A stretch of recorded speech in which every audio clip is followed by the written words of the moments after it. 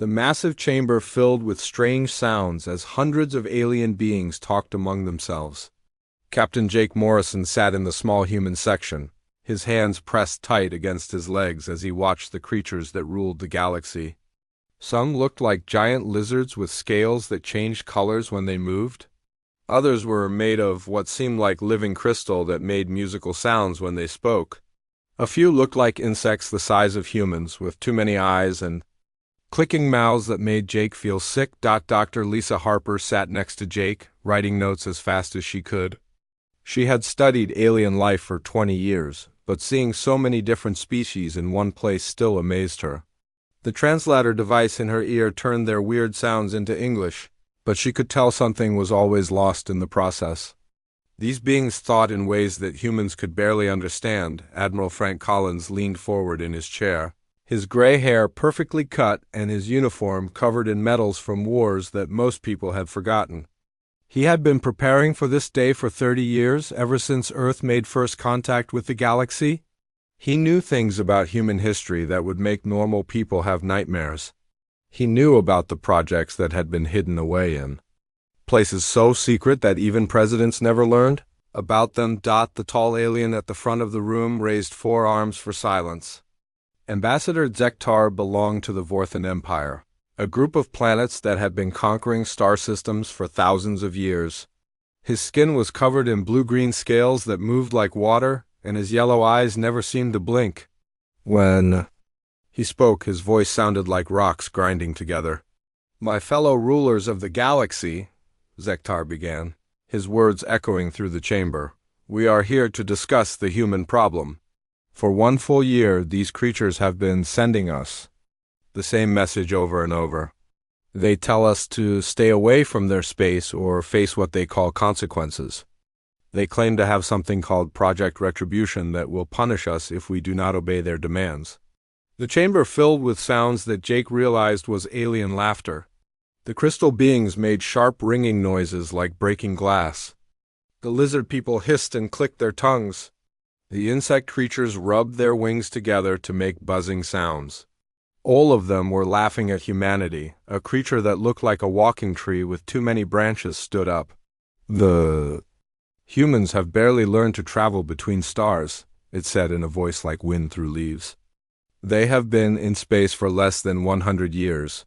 We have been exploring the galaxy for millions of years. What could they possibly have that would frighten us?" Senator Maria Rodriguez stood up slowly. She was the best diplomat Earth had ever produced, someone who could talk her way out of any situation. But even she looked nervous as she faced the most powerful beings in the galaxy. "Honored delegates," she said, her voice steady despite the fear Jake could see in her eyes, "I ask you to listen carefully to what I'm about to say. The warnings we have sent are not lies or tricks. There are things in human history that we have kept hidden for very good reasons. Please, for the safety of all our species, do not force us to reveal these things." This caused even more laughter. A being that seemed to be made of liquid metal flowed upward into a speaking position. "Humans and their stories," it said in a voice like mercury being poured. "They want us to fear their fairy tales and legends. Do they think we are children who jump at shadows?" The insect creature that Jake had been trying not to look at directly clicked its mandibles together. "Perhaps the humans think their movies about monsters and magic are real," it buzzed. "Should we be afraid of their vampires and werewolves too?" Jake felt his stomach turn cold. If only they knew how close to the truth they were. He thought about the files he had seen just before coming to this meeting. Files that were marked with security levels so high that they did not even have names, just numbers. Files that talked about projects from the 1940s that had been sealed away and forgotten by everyone except a few old men who wished they could forget too. Dr. Harper leaned over to whisper in Jake's ear. "They have no idea what they're playing with," she said so quietly that only he could hear. "Humans have always been different. We've always been willing to go places that other species won't go to ask questions that shouldn't be asked." Admiral Collins stood up, his face showing no emotion at all. "I would like to speak," he said in a voice that had commanded fleets. in battles across 3 different star systems. The chamber became quiet, not out of respect, but out of curiosity about what this old human warrior might say. 200 years ago, Collins began, humanity fought a war that almost destroyed our entire planet. During that war, we learned that when humans face extinction, we become capable of things that other species cannot imagine. We built weapons that did not just destroy our enemies, but weapons that made our enemies wish they had never been born. We learned to break rules that most species do not even know exist. The crystal being made a sound like wind chimes in a storm. You speak of ancient history, human. Your primitive weapons from centuries ago do not concern us. We have weapons that can destroy entire star systems. Collins smiled, but it was not a happy smile. You misunderstand me, he said. I'm not talking about primitive weapons. I'm talking about the moment when humanity learned that the universe has rules, and that those rules can be broken if you are willing to pay the price. Zektare's scales shifted to a darker color. Enough of these riddles and threats, he said. The Galactic Council has made its decision. Humanity will surrender its colony worlds and accept integration into our civilization. Your species will be given a proper place in the galactic order under the guidance of your betters. The vote was quick and unanimous. Every species in the chamber voted to force humanity to give up their independence. As the aliens celebrated their victory, Jake noticed that Admiral Collins was still smiling that terrible smile. They have no idea what they've done, Collins said quietly to the other humans. They think this is just another conquest. They don't understand that they've just voted to wake up something that has been sleeping for 80 years. Senator Rodriguez gathered her papers, her hands shaking slightly. May God help us all, she whispered. May God help them too. As the human delegation prepared to leave the chamber, Jake could not shake the feeling that they had just witnessed. The last peaceful moment the galaxy would know for a very long time. The aliens had ignored the warnings, dismissed the threats, and laughed at humanity's claims. Soon they would learn that some human stories were not stories at all, but memories of things that should never have been built. 3 weeks after the Galactic Council made their decision, Dr. Elena Vasquez stood in front of the most heavily guarded door on Earth. The Pentagon had many secret levels, but this one was so far underground that most people forgot it existed. The air smelled old and metallic, like coins that had been buried for decades. Her hands shook as she held the authorization codes that would open a vault that had been sealed since 1943. General Peter Hayes stood beside her, his face showing the weight of decisions that could change human history forever. He had been briefed on what lay behind this door, but even he did not know everything. The files were scattered across different locations, written in codes that only a few people alive could read. Doctor, are you absolutely sure about this? He asked, his voice barely above a whisper. Elena nodded, though every instinct in her body screamed at her to turn around and walk away. She had spent her career digging up the past, but this was different. This was not ancient history buried in the ground. This was something that had been deliberately hidden because it was too dangerous to let the world know it existed. Her fingers moved across the keypad, entering numbers that had been memorized by only 12 people in the last 80 years. The massive steel door was unlike anything built in modern times. It was made from metals that did not exist in any public database, held together with bolts that seemed to bend light around them. When the door finally opened, the sound it made was not the grinding of metal on metal, but something deeper and more disturbing. It sounded like the Earth itself was groaning in pain. Commander Ryan Brooks stepped forward, his engineering background making him the best person to understand what they were about to see. He had read the basic reports, but nothing could have prepared him for the reality. The thing under the heavy black cloth was not just a ship. It was something that challenged everything he thought he knew about how machines were supposed to work. The USS Erebus? Elena said, her voice so quiet that everyone had to strain to hear her. Built in 1943 by a team of scientists who were not supposed to exist. They worked on this project for 2 years, and when they finished, half of them went insane. The other half disappeared completely. The cloth came away slowly, revealing a ship that seemed to hurt to look at directly. It was not that it was ugly or strange looking. It was that human eyes were not meant to see something that existed in so many dimensions at once. The hull was black, but not the black of paint or metal. It was the black of empty space, of places. Where light went to die. Colonel Nathan Pierce had fought in wars across 3 different star systems, but looking at the USS Erebus made him feel like a child afraid of the dark. The ship was only 300 feet long, smaller than most modern cruisers, but it felt huge in a way that had nothing to do with size. It felt like it was taking up more space than it should, like it was pushing against the walls of reality itself.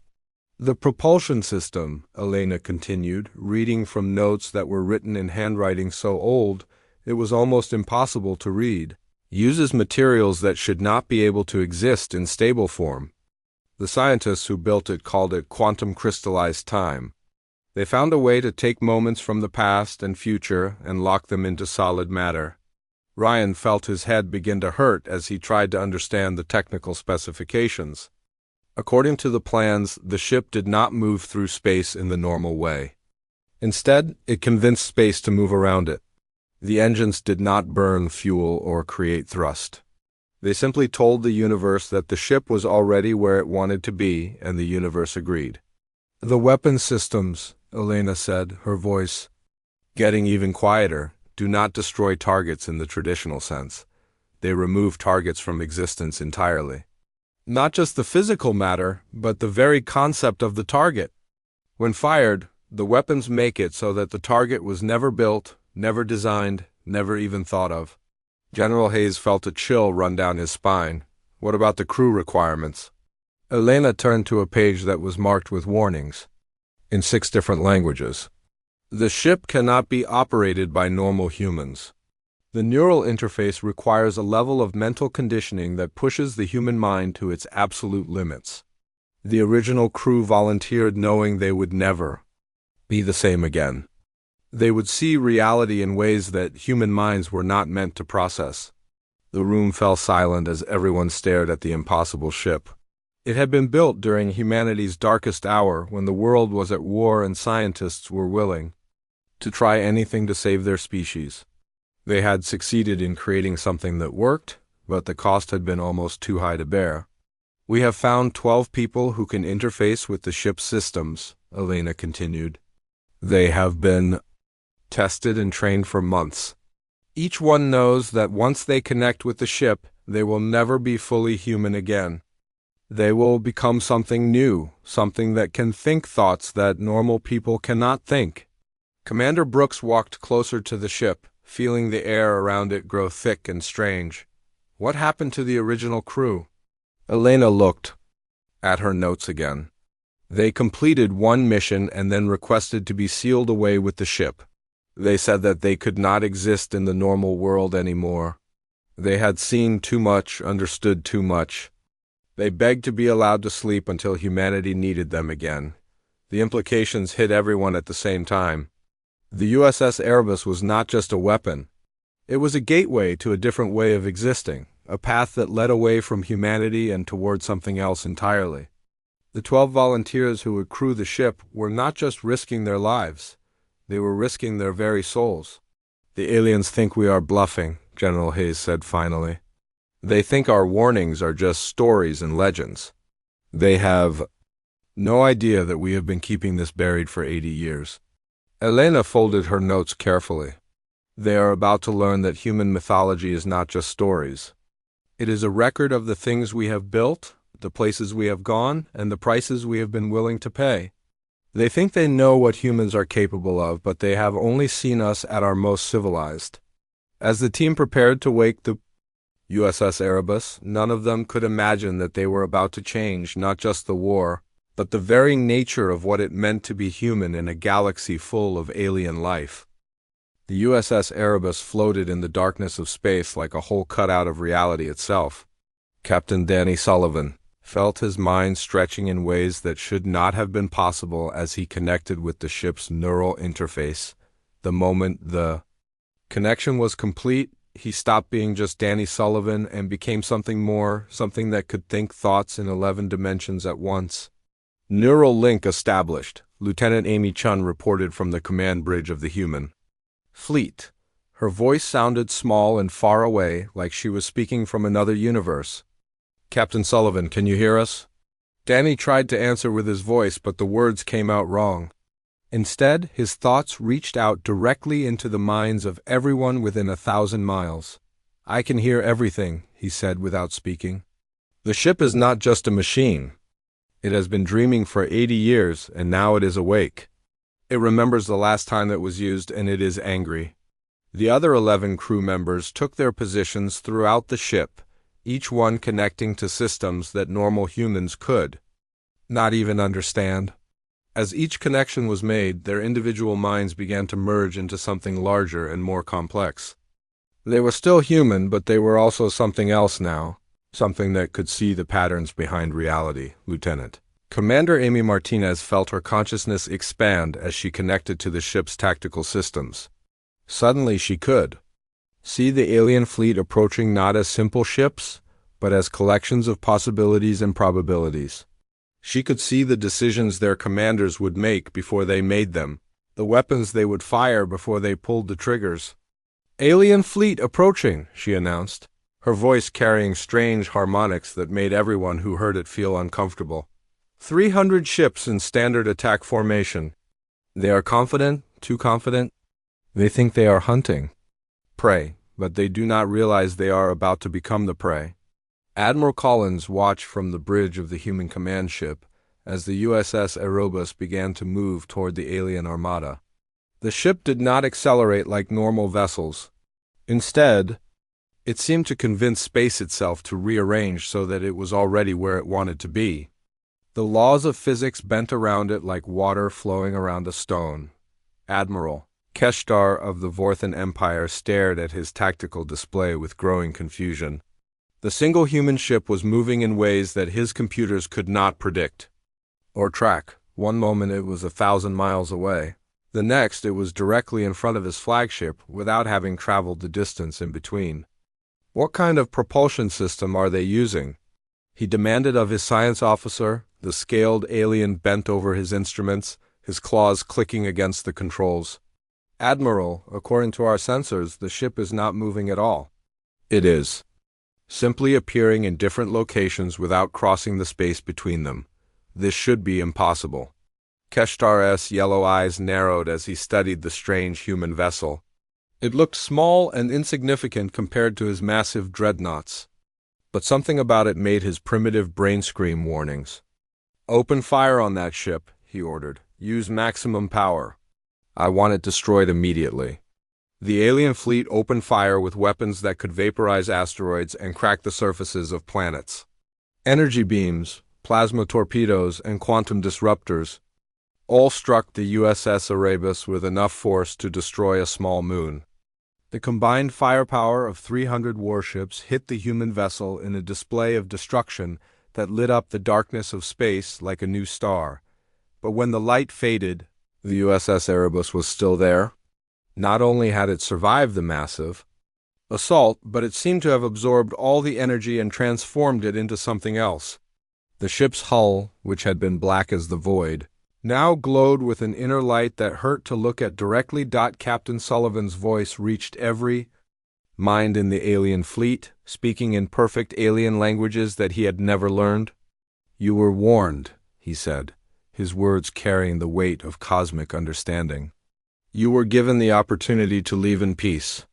Now you will learn why humanity keeps certain knowledge buried." The crew of the USS Erebus began to work together in ways that individual humans could never achieve. Their merged consciousness allowed them to operate systems that required thinking in multiple dimensions simultaneously. They did not just control the ship, they became the ship, and the ship became an extension of their will. Lieutenant Sarah Brooks, connected to the ship's defensive systems, felt reality bend around her thoughts. The alien weapons had not just failed to damage the ship, they had been transformed into something that made the ship stronger. She could feel the energy flowing through systems that existed in spaces between atoms and moments between seconds. "They do not understand," she said, her voice echoing through dimensions that normal humans could not perceive. "They think in terms of matter and energy, but we have learned to think in terms of possibility and probability. Their weapons cannot harm us because we exist in a state where being harmed is simply not possible." The alien fleet began to panic as their commanders realized they were facing something beyond their understanding. Ships that had conquered 100 worlds found themselves helpless against a single human vessel that seemed to operate outside the laws of physics. Commander Jessica Martinez felt the ship's weapon systems come online under her control. But these were not weapons in any conventional sense. They were tools for editing reality, for removing unwanted elements from existence itself. She could feel the power flowing through her, the ability to unmake anything she chose to target. "Admiral," she said to Collins through the communication system, "we are ready to demonstrate why the Council should have listened to our warnings. What are your orders?" Collins stared at the alien fleet through the viewscreen, thinking of all the human colonies that would be enslaved if they lost this battle. "Show them," he said quietly. "Show them what humans are truly capable of when we stop holding back." The USS Erebus began to move through the alien fleet, not like a ship in battle, but like a teacher preparing to give a lesson. The crews merged.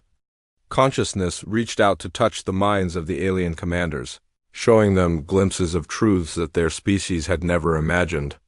"You laughed at our warnings," Captain Sullivan broadcast to every ship in the fleet. "You called our capabilities mythology and dismissed our threats as primitive superstition.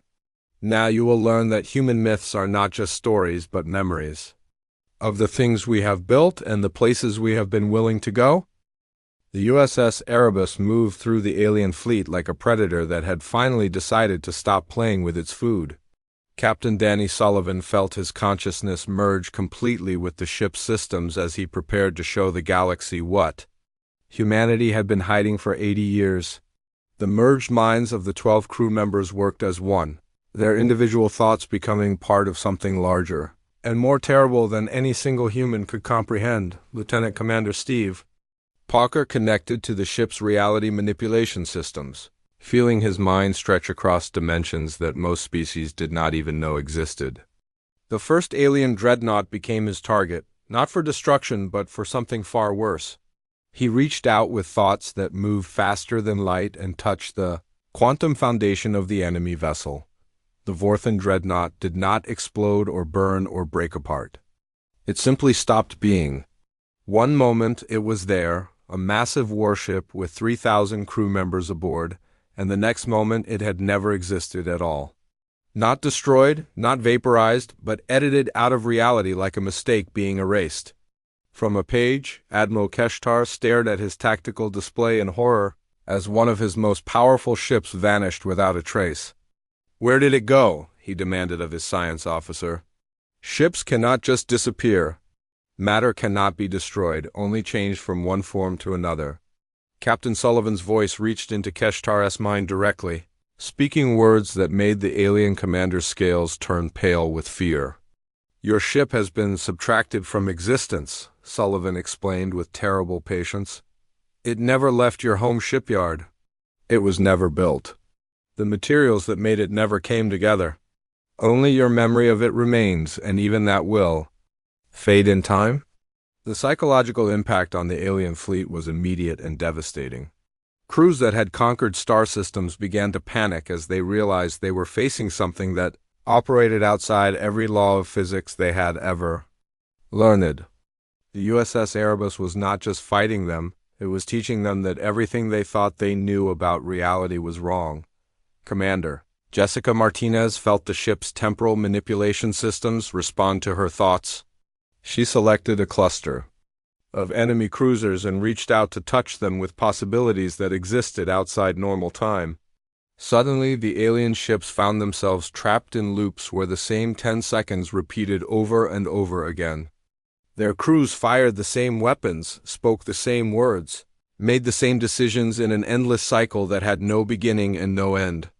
"This is impossible!" screamed the captain of one of the trapped vessels as he watched his crew repeat the same actions for the 100th time. "Time does not work this way. Causality cannot be broken. Time is just another dimension," Martinez replied, her voice reaching him across the temporal barrier. "Humans learned long ago that all dimensions can be bent, twisted, and reshaped by those who understand their true nature. You are trapped in a moment that we have made eternal." Dr. Harper watched the engagement from the human command ship, her scientific mind struggling to understand what she was seeing. The USS Erebus was not just demonstrating superior technology. It was showing the galaxy that human understanding of reality was fundamentally different from every other species.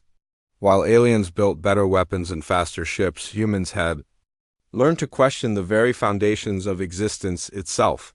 The Thrakari insect commander, his compound eyes reflecting the impossible lights coming from the human ship, tried to rally his remaining forces. "It must be some kind of advanced illusion," he buzzed to his fleet. "These effects cannot be real. No species can manipulate matter and energy in these ways."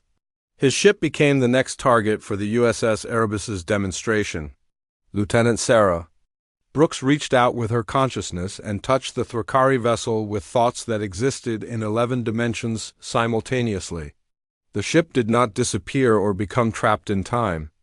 Instead, it began to exist in multiple states at once. The Thrakari crew watched in horror as their ship became solid and transparent at the same time. Real and imaginary, present and absent. They could touch the walls and controls, but they could also see through them to the stars beyond. They existed and did not exist, were alive and dead, victorious and defeated all at the same moment. "Your vessel now exists in a state of quantum superposition," Brooks explained to the terrified aliens. "You are experiencing all possible versions of your ship simultaneously. You can see every battle you might have won and every battle you might have lost. You are living in every possible timeline at once." The remaining alien commanders began to understand that they were not facing a military force that was simply more advanced than their own. They were confronting a species that had learned to treat the laws of physics as suggestions rather than absolute rules. The humans had not built better weapons. They had built weapons that redefined what weapons could be. Admiral Collins watched from his command bridge as the USS Erebus continued its demonstration. He felt a mixture of pride and horror as he realized the true scope of what humanity had accomplished. The species that other races had dismissed as primitive newcomers had quietly developed the ability to rewrite the fundamental rules of existence. "This is what humans call mythology," Captain Sullivan broadcast to every remaining alien ship. "These are the stories we tell ourselves about gods and magic and impossible things. But our myths are not fantasies, they are instruction manuals for reshaping reality itself." A Kalari crystal being, its form now dim with terror, tried to understand what was happening to its fleet. "How long have humans possessed these abilities?" It chimed desperately. "We have always possessed them," Sullivan replied, his consciousness now spanning multiple dimensions. Every human story about heroes who could move mountains and warriors who could defeat death represents our species' understanding that reality has no fixed limits. We simply chose not to use these abilities until you forced our hand. The demonstration continued as the USS Erebus showed the alien fleet increasingly impossible feats. Ships were transformed into pure energy while their crews remained perfectly safe inside. Weapons were turned into flowers that bloomed in the vacuum of space. Entire squadrons found themselves flying through solid matter as if it were empty. "Air, you dismissed our warnings as primitive superstition," Martinez broadcast to the surviving aliens. "You laughed at our claims and called our threats mythology. Now you understand that human myths are not just stories, they are promises of what we can become when necessity demands it." The alien fleet that had come to conquer humanity now found itself completely helpless against forces that operated outside their understanding of what was possible. They had wanted to fight a war, but instead they had received an education in the terrible flexibility of human imagination. The emergency session of the Galactic Council took place in a chamber filled with fear and confusion.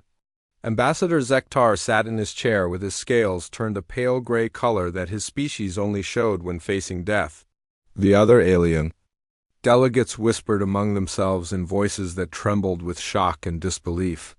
The reports from their fleet commanders had shattered everything they thought they knew about reality. Dr. Lisa Harper stood before the assembled aliens. Longer, the nervous scientist who had sat quietly during the first meeting. The demonstration by the USS Erebus had changed everything, and now she spoke with the authority of someone representing a species that could rewrite the laws of existence. Her voice was calm and steady as she addressed beings who had ruled the galaxy for millions of years. "Honored delegates," she began, "you asked us to prove our claims. You dismissed our warnings as primitive mythology. The USS Erebus has shown you that human stories are not fantasies, but records of what we have learned to accomplish when survival demands it." The crystalline Kalari representative made a sound like breaking glass as it tried to speak. "How long have humans possessed these abilities?" it asked, its light dim with terror. "Your species has only been in space for less than a century. How can you manipulate reality itself when civilizations millions of years older cannot?" Captain Jake Morrison, now serving as military advisor to the human delegation, answered with quiet confidence. "We have had the theoretical knowledge for over 100 years. The USS Erebus was our first successful attempt to put theory into practice. We built it during World War II, when our species faced extinction and was willing to explore any possibility for survival." The insect-like Thrakari delegate clicked its mandibles nervously. "But your technology should be primitive compared to ours. We have been building starships and weapons for eons before your species learned to make fire." Senator Maria Rodriguez stepped forward, her diplomatic training helping her explain concepts that challenged the very foundations of alien understanding. "You misunderstand the nature of human advancement," she said. "Other species develop better versions of existing technology. Humans develop entirely new ways of thinking about what technology can be. We do not just break the rules of physics, we question whether those rules have to exist at all." Admiral Frank Collins, his uniform now bearing new medals for the greatest military victory in human history, addressed the military implications of what the galaxy had witnessed. "Every species in this chamber has spent millions of years learning to work within the limitations of reality," he said. "Humans have spent a few thousand years learning to ignore those limitations entirely." The liquid metal being that had mocked humanity during the first session now spoke in a voice filled with respect and fear. "The ship we witnessed, the USS Erebus, what other capabilities does it possess? What other weapons does humanity keep hidden?" Dr. Elena Vasquez, who had spent her career studying ancient human achievements, smiled as she realized that the galaxy was finally ready to understand the truth about her species. "The USS Erebus is not our most advanced creation," she said simply.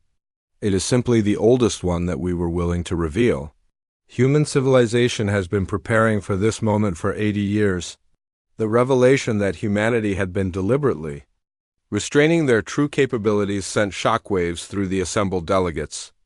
The species they had viewed as newcomers and primitives had been quietly developing technologies that treated the fundamental laws of physics as starting points rather than absolute barriers. Captain Danny Sullivan, his consciousness still partially connected to the USS Erebus even at this distance, spoke directly into the minds of every being in the chamber. "We warned you because we understand the terrible responsibility that comes with these abilities," he said without using his voice. "We know what it means to possess the power to unmake reality itself." The chamber fell silent as the aliens realized they were in the presence of something beyond their comprehension.